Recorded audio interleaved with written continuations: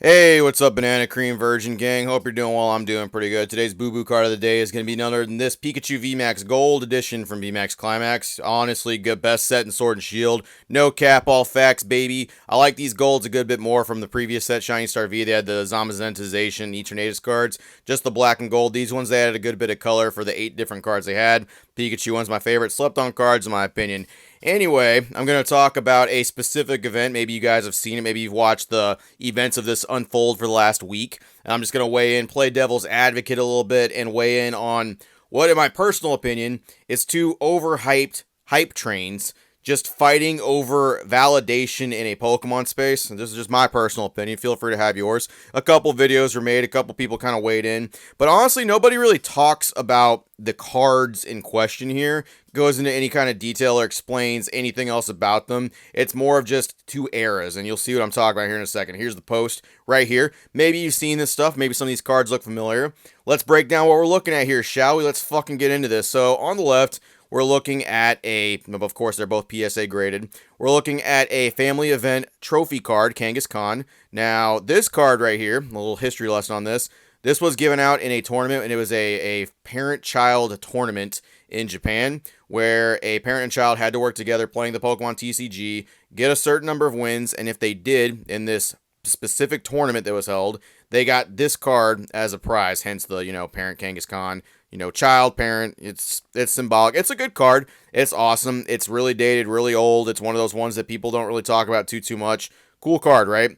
On the left, we're looking at Lily. We're looking at the Extra Battle Day Lily card. Now, this card right here, a lot of people really, they kind of know where this is from, but not really. So, I'm going to recommend, if you really want the dive deep into this, go check out this PTCG radio video. Hey, say what you will about the guy. He's the goat of information. He's been around for a hot second, and he has the video up kind of explaining about this. No one else really talks about this card whatsoever. They just kind of weigh in on it without knowing shit about it. So, Extra Battle Day.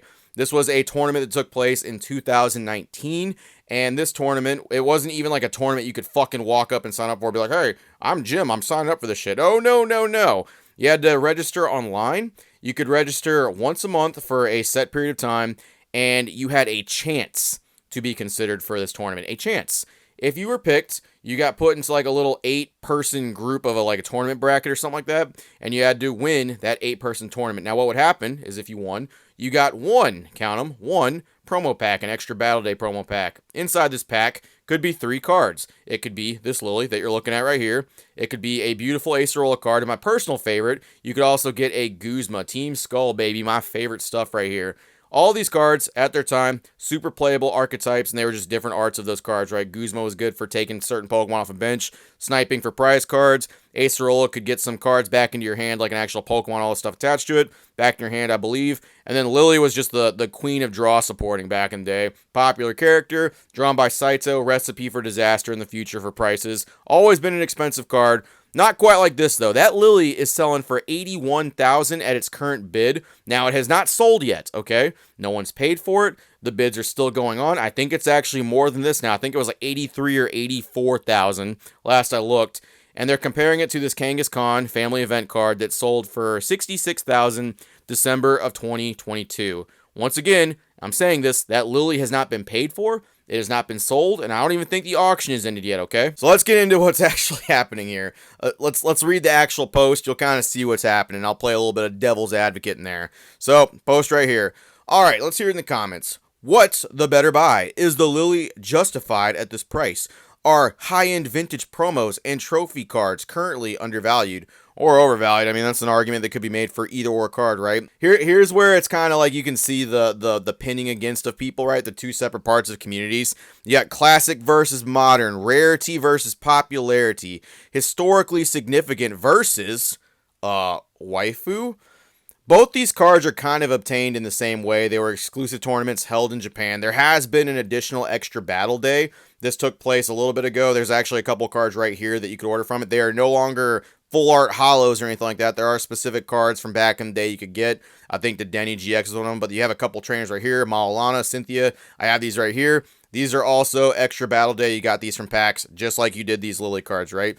This was historically significant. This was a very exclusive tournament, just like this tournament back in 1998 or 9 or something like that, where this parent-child tournament took place, and it was very exclusive, right?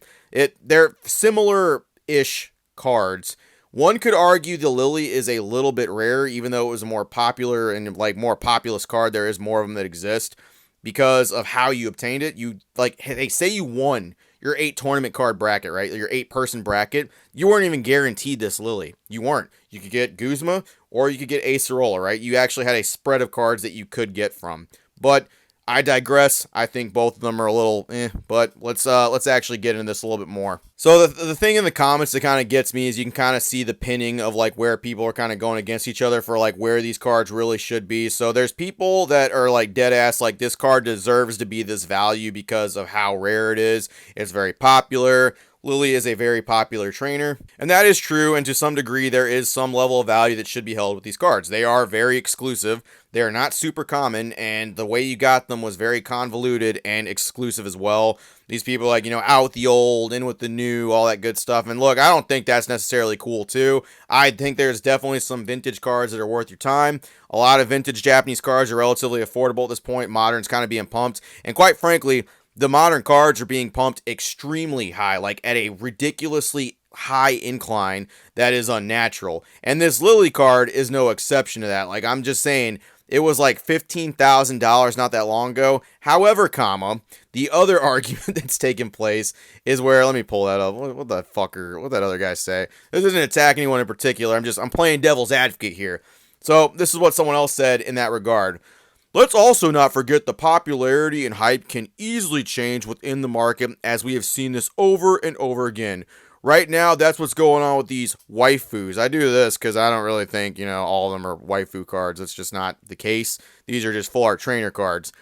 Kang has the historical element within this hobby that is not being driven by current hype, but rather genuine interest. And this is where I think people just don't really understand this Lily card at all, because it's obtained in a very similar way.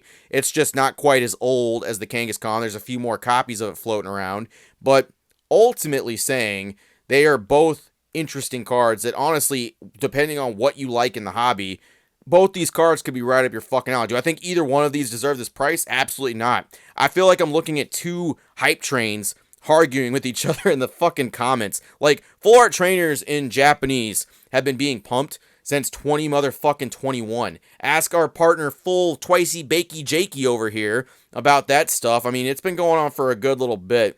But to say vintage never got fucking pumped at all either is good. That's just stupid. It's still sitting at a pretty good high. I mean, it's crashed a good little bit, but I mean, its new high for like what it was is definitely a lot higher than it was in 2020 or pre-2020, right? I mean, hell, 2016, when Pokemon Go was starting up, a lot of these vintage bros were actually buying up a bunch of product, sitting on it for a little bit, anticipating Pokemon to spike, and guess what? It did. Logan Paul stepped in, and all this stuff happened. Now look, these Japanese full art trainers, they are not at the price they should be at. I'm going to say I own a bunch of these cards. I own so many expensive Japanese full art trainers. I'm looking at these prices, and I'm just like, what the fuck is happening? Like, these prices are straight up some form of hype at the bare minimum. I definitely think it can go further than that, and I think it could be a little bit of the old manipulation and possibly shill bidding. Don't fucking take me to court. I don't fucking know. We'll see when this card's actually paid for, and like someone actually gets their brand new extra battle day Lily, right? But at the same time, like